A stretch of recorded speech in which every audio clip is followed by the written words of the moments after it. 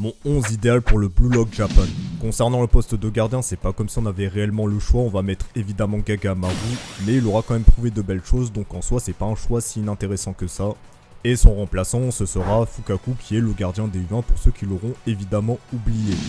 En ce qui concerne mes joueurs de champ, ils joueront dans un 3-5-2 histoire de vraiment privilégier l'aspect offensif de cet effectif. Le trio défensif sera composé principalement de Nico, Aryu et Oliver. Nico et Oliver seront surtout là pour faire en sorte qu'il n'y ait aucun ballon qui passe dans leurs angles morts. Et Aryu va profiter de sa grande allonge histoire d'aider sur corner d'un point de vue défensif. Mais à certains moments, on pourra penser à un Raishi pour remplacer, histoire de vraiment aider avec son endurance. Mes deux pistons seront respectivement Bashira et Shigiri. Là, vous l'avez compris, j'ai fait exactement comme Ego lors du match contre les U20. Je les ai mis au poste de latéral, mais là, ils seront plus en rôle de piston, histoire de vraiment privilégier l'aspect offensif.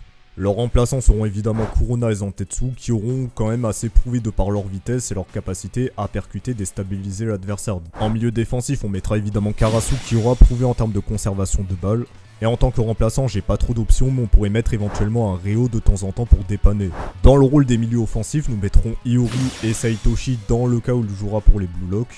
Bon, Iori, sans trop spoiler, vous verrez qu'il aura une connexion assez intéressante avec l'un des deux attaquants que je souhaite mettre à la pointe. Également, en tant que passeur, il aura quand même prouvé de très belles choses, donc de ce côté-là, c'est un titulaire indiscutable. Et concernant Saitoshi, et dans cet effectif, je l'imagine un petit peu dans un rôle à la Florian Wirtz pour vraiment se projeter s'il y a besoin, histoire de vraiment assassiner l'adversaire avec élégance. Pour le remplacer à ce poste, on peut évidemment imaginer Rinitoshi qui peut jouer le même rôle. Et sinon, pour remplacer Yuri, on peut imaginer également Ryo, mais qui de toute façon peut dépanner à tous les postes. Et dans le pire des cas, on pourrait mettre Isagi à ce poste, qui de par sa vision de jeu pourra vraiment aider, même si je préfère évidemment le mettre à la pointe de l'attaque. Il sera l'une de mes deux pointes avec Baro qui sera titulaire. Pourquoi avoir choisi ce duo d'attaque? Parce que dans le manga, malgré les apparences, ce duo est très complémentaire dans le sens où il n'arrête pas de se racketter le ballon, donc en soi ça crée des actions assez déstabilisantes pour l'adversaire. Donc c'est pour ça que pour moi ce seront les deux titulaires de ce Blue Lock.